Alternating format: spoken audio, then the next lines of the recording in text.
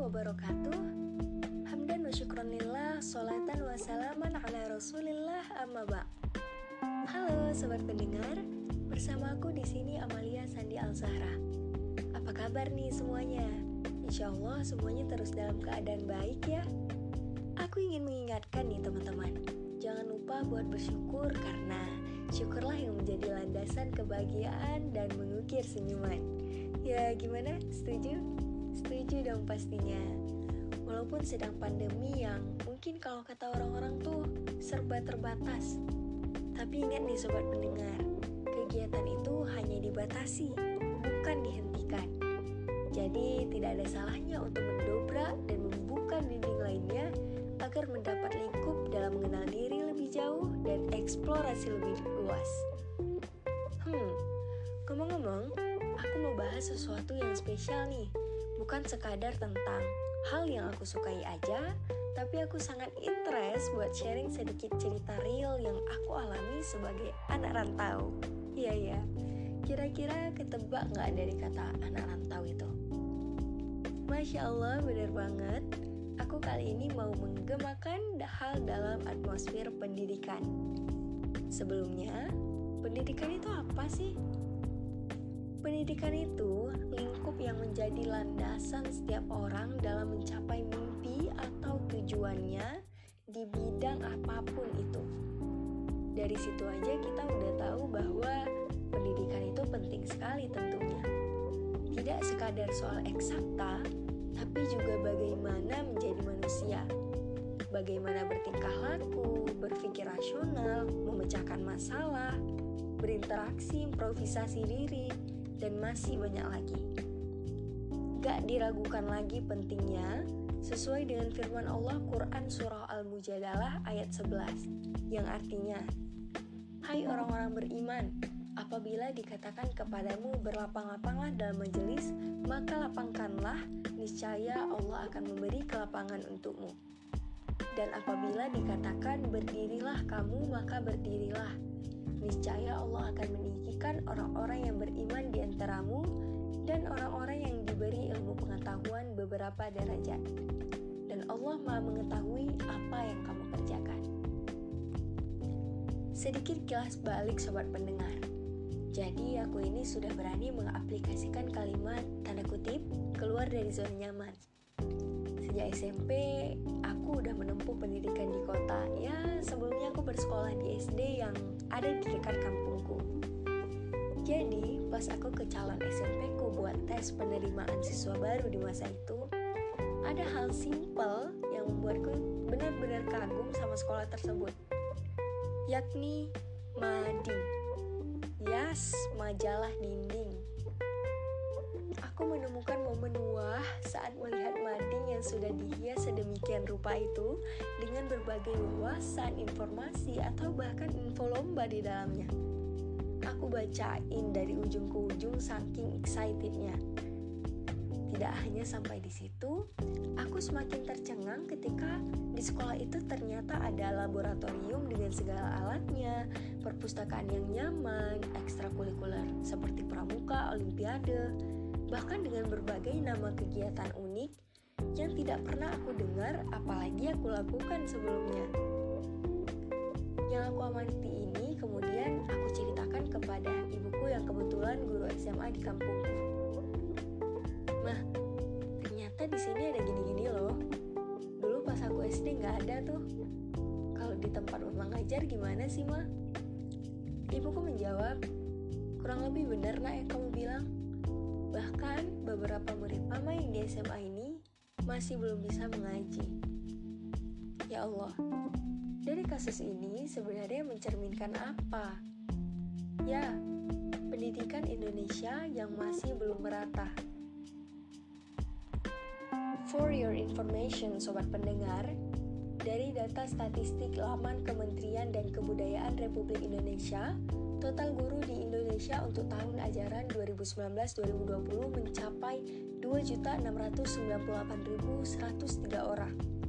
Dan jumlah siswa sampai 45.534.371 orang.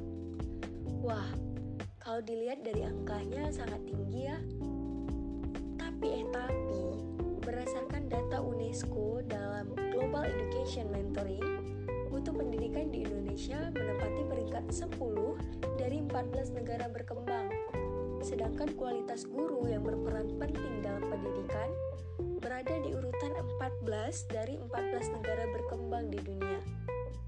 Ya, faktanya memang 75% sekolah di Indonesia masih belum memenuhi standar layanan minimal pendidikan.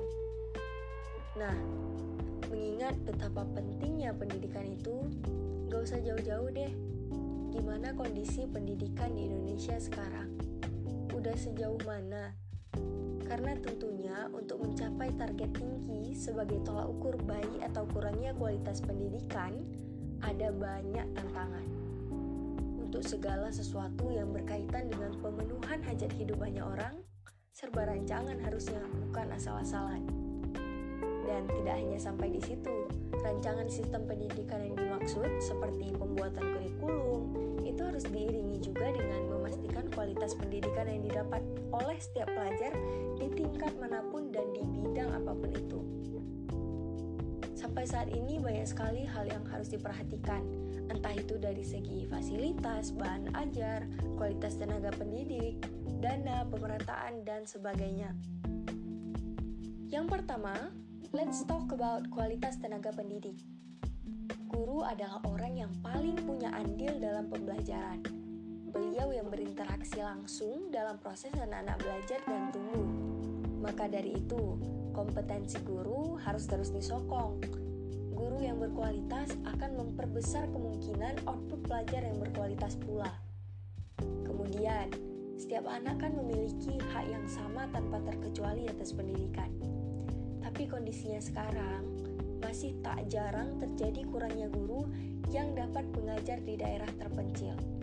Jadi cukup complicated ya. Terkadang ada murid, guru tak ada, atau bangunan tak ada. Ada guru, mungkin muridnya yang masih kurang berminat untuk bersekolah. Tentunya dibutuhkan pelatihan ataupun program-program yang bisa terus meningkatkan kualitas guru dan juga sosialisasi yang berguna untuk meningkatkan kesadaran bahwa pemerataan pendidikan ini merupakan tanggung jawab bersama, bukan beberapa pihak saja. Terkait penempatan guru dengan tepat juga menjadi salah satu cara agar setiap anak bangsa berkesempatan mendapat bimbingan dari guru yang kompeten. Nah, untuk ini juga harusnya pemerintah dapat menjamin kesejahteraan guru tersebut sebagai orang yang sudah berjasa dalam mencapai tujuan pendidikan Indonesia yang luar biasa. Mungkin dengan memberikan tunjangan yang memenuhi kebutuhan hidup mereka di sana. And then, let's talk about fasilitas. Segala sesuatu yang dapat memudahkan pelaksanaan dalam proses belajar mengajar itu sendiri. Ngomong-ngomong soal fasilitas, aku jadi keinget materi fisika hukum 3 Newton soal aksi reaksi nih. Jadi ibaratnya seperti fasilitas yang mendukung bakal melahirkan bara semangat yang semakin besar juga buat para pelajar. Ya, ini juga mengacu sama pengalaman pribadi sih. Fasilitas ini mencakup bangunan sekolah, sarana prasarana, dan transportasi. Saya pernah mendengar cerita dari salah seorang guru di daerah terpencil. Ternyata satu ruangan kelas dipakai sekaligus untuk 2 tingkatan loh. Jadi probabilitas pelajaran yang masuk akan terasa semakin sulit gak sih? Dan menurut saya ini menjadi kurang efektif. Satu orang guru harus mengajar 2 tingkatan dalam waktu yang sama. Belum lagi si anak yang mungkin akan bingung gitu ya dengan pencampuran materi yang disuguhkan. Lanjut, sarana dan prasarana seperti buku yang menjadi sumber ilmu, seragam, alat tulis. Nah, ini sebenarnya mungkin menjadi kendala untuk beberapa anak karena keterbatasan ekonomi. Upaya dengan memberikan bantuan atau beasiswa tentunya akan membuat mereka merasa bahwa tidak ada penyekat yang bisa menghambat mereka dalam menggapai mimpi dan berpendidikan baik. Kemudian soalan transportasi juga. Masih banyak di daerah 3T sana yang belum memiliki akses jalan yang baik ke sekolah. Hal yang dapat dilakukan untuk mengurangi hambatan seperti ini dengan membuat jembatan, perbaikan jalan, dan sebagainya. Last but not least, adalah soal pemerataan baik itu dalam poin sumber belajar maupun pemerataan program pendidikan. Pemerataan sumber belajar ini ditujukan agar tingkat atau kadar materi yang didapatkan oleh pelajar di desa tidak tertinggal dengan materi yang didapatkan oleh mereka para pelajar di kota. Dalam proses belajar itu dibutuhkan penambahan sumber pastinya. Tidak bisa satu sumber saja jadi patokan. Untuk wawasan sebagai contoh, bisa tambah dengan ensiklopedia, buku self-improvement, fiksi, non-fiksi. Jadi keseimbangan itu penting ya. Di sini dibutuhkan pengenalan teknologi juga sebenarnya. Sekarang sudah sangat banyak platform online yang bisa diakses oleh siapa saja sehingga merata gitu materi yang didapatkan. Standarnya pas. Oke, setelah aku merasakan sendiri adanya kesetimpangan ini, dari sana aku bilang ke diri aku sendiri, fix, aku udah jauh-jauh ke kota harusnya bisa sukses. Jadi orang hebat. Waktu itu sih pengen jadi dosen buat mengedukasi banyak orang, pikirku. Tapi lama-kelamaan aku sadar bahwa sebenarnya menanti alias tunggu sukses deh baru mengambil peran. Itu kelamaan. Sudah menjadi keharusan bagi kita buat take action dan putar kepala. Cari upaya apa ya yang bisa kita lakukan. Langkah kecil apa yang bisa menunjukkan bahwa kita ini istilahnya milenial yang bukan mageran tapi membawa perubahan. Mulai dari sini aku nyari gimana ya cara buat bantu para pelajar di daerah 3T sana. Dan semenjak pandemi ini aku menemukan jawabannya. Dari Instagram, YouTube, aku menemukan ternyata dewasa ini tidak sedikit komunitas volunteering. Kita bisa mendaftarkan diri nih untuk mengambil peran sebagai bentuk kontribusi ke daerah 3T tersebut. Mungkin buat kita sesama pelajar yang belum punya pemasukan ya, tapi ingin mengabdi gitu. Jangan khawatir, ada potensi yang bisa kita bagikan buat masyarakat. Karena pemberian itu tidak melulu soal materi. Selain pelajar juga bisa berupaya kok. Biasanya banyak dari komunitas tersebut yang melakukan penggalangan dana atau open donasi buku. Nah, sobat pendengar bisa nih turut andil dalam kegiatan-kegiatan seperti itu. Dunia itu gak akan nunggu kita gitu loh. Dia bakal terus maju, berkembang. Dan jangan sampai kita cuma diam meratap miris akan ketertinggalan.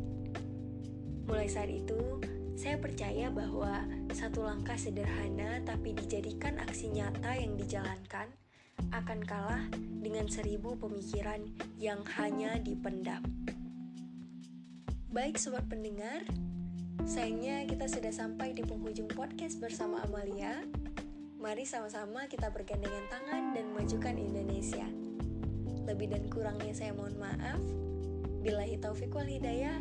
Assalamualaikum warahmatullahi wabarakatuh.